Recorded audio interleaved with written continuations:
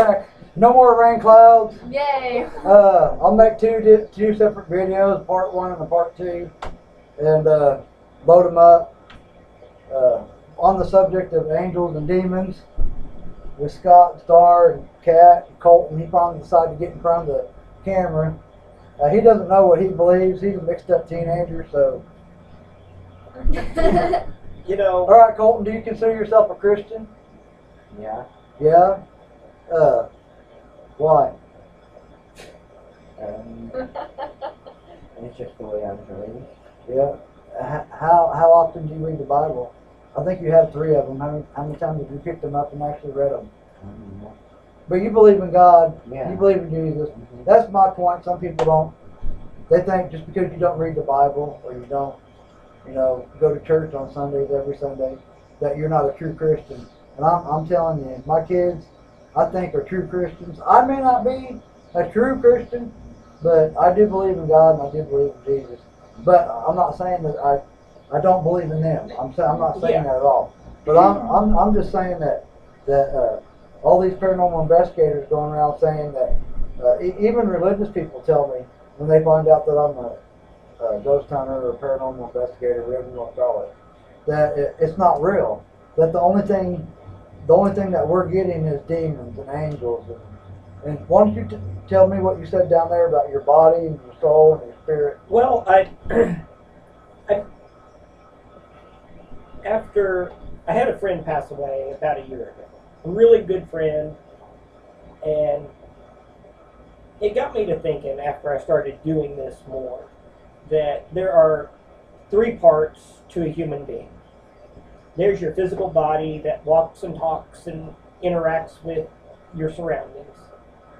There's your soul that when this body passes away goes to heaven, hell, Hades, purgatory, wherever.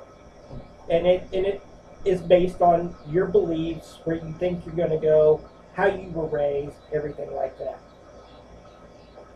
The 3rd part is your spirit. And the spirit is what stays here to comfort your loved ones, to confront the ones that did you wrong. It also, I think, if it stays around long enough, can gather its own energy and take on its own force. And I think that's what a lot of these spirits that paranormal investigators and ghost hunters are interacting with. It's not necessarily, some of it could be residual, some of it could be very active and very intelligent. But I think what everybody is interacting with isn't necessarily the soul of a person, because that's either with God or Satan or wherever you think your soul's going to go. So when you hear a preacher say mind, body, and spirit, that you're basically that's basically what they're talking about. Okay. For anybody that don't know what a residual haunt is, it's like say like you take a tape recorder and you play one certain time, one certain moment in time, and you record that. All right. Somebody opening a door, or somebody playing a piano, and you keep playing it over and over and over again. That is a residual haunt. All right, that's like a time stamped in time. It happens over and over and over again. The same event over and over again. Like Bella and Luke. So if you watch 5 seconds of a music video, and then you rewind it, keep playing it, keep playing it, keep playing it. Well, that's residual. That's basically like a residual type. It's kind of like, so say like in 1940, this woman lived here, or a woman lived here, right? She came upstairs and she opened that door up, and she came through it.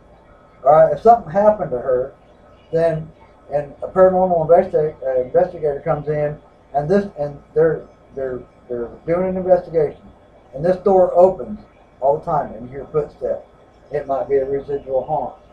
Every time that door opens and you hear footsteps, it might be a certain time stamp, that moment in time, back in the 40s, where that woman opened that door, walked through, And it just plays and over it plays and over. itself over and over and over and over And again. it may not just be an every night occurrence. It may be a once a year occurrence. You know, Yeah. like today is August 23rd. 23rd. I almost said the 28th, and I knew that wasn't right.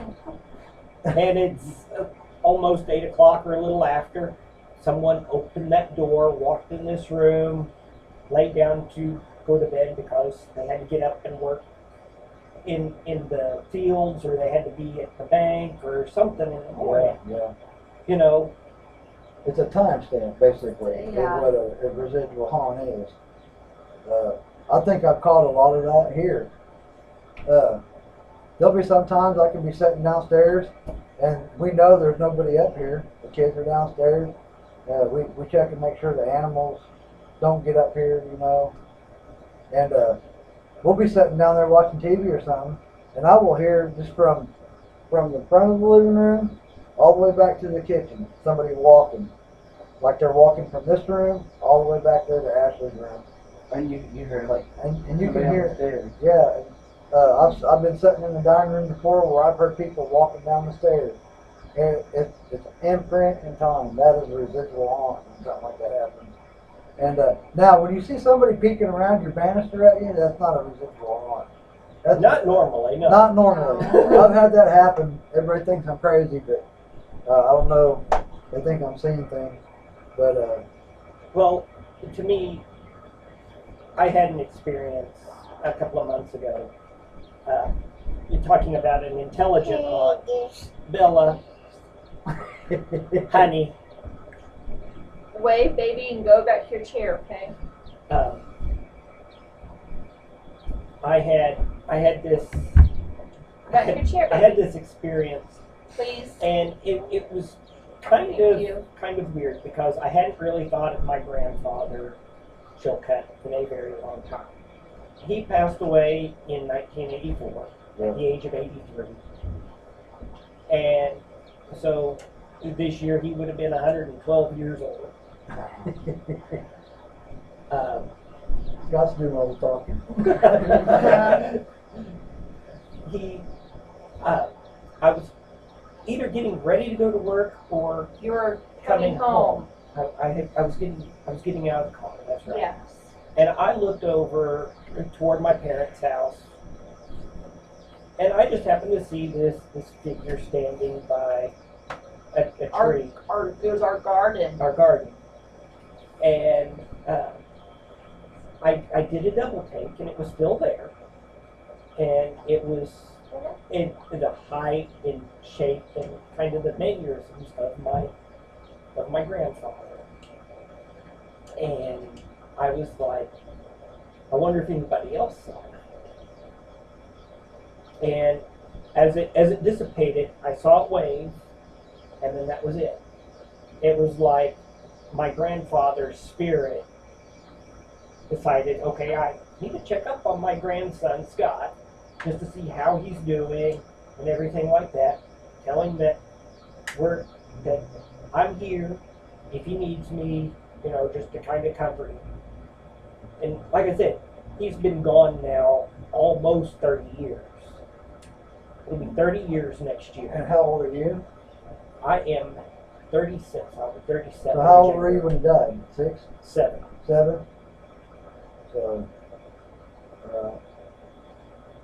and you have a skeptic for a wife. Yeah. And what did she say when you told her this? Did she believe you, or did she? She just kind of looked at me, nodded, and went on about her business. I did. All right, Kat. What's the creepiest place you ever been? What's the creepiest place you ever been? Like, just Ben or Ghost well, Hunted or... Ghost hunted, band. It doesn't matter. And don't say the bordello, No. because that's my line. The bordello. That's the creepiest place I've ever been. No, actually, the creepiest place I've ever been is Peace Church Cemetery. So, go ahead. Probably the creepiest place I've been was probably that house in Wyandotte that we did. Oh yeah. Oh. Ooh, yeah. I really, because I hadn't really had any, really creepy moments until there. That little The flashlight. little flashlight thing. Heard and about that. When I walked out, Yeah. I did. I She was walked out. She was worried I was gonna fire her because she was tripping out so much. Yeah. She was like, oh man, no, I gotta go. And I walked I out mean, of the house. that flashlight sat on that floor for 20 minutes, and we were having responses on a spirit box coming through from some Dorothy. I don't know who Dorothy Yeah, is. I don't know. And No baby. anyway, we were having this discussion for about 20 minutes, and we all of a sudden we asked, hey, can somebody let us know you're here? Do something, touch one of us or do something, and the flashlight rolled smooth across. The flashlight moved smooth across the floor. It really did. So, so would your phone go dead? Well, it will if she keeps playing with it. I don't have anything on my phone. No, Well, I I really know. don't. I have nothing on my phone.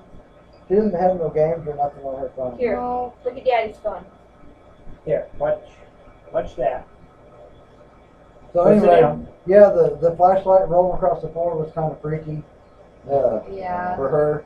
it was. Of course, the night that we were there, some of them people were rude. They were pretty Yeah. rude. They were. We told them when we came that there couldn't be nobody. Oh no. Oh well. Colton running gets out. Had a little spill. Please. But anyway, I'll let it part of it.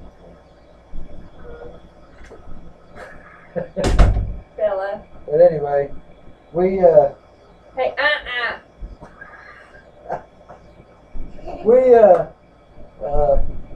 we thought that was pretty creepy. We were investigating.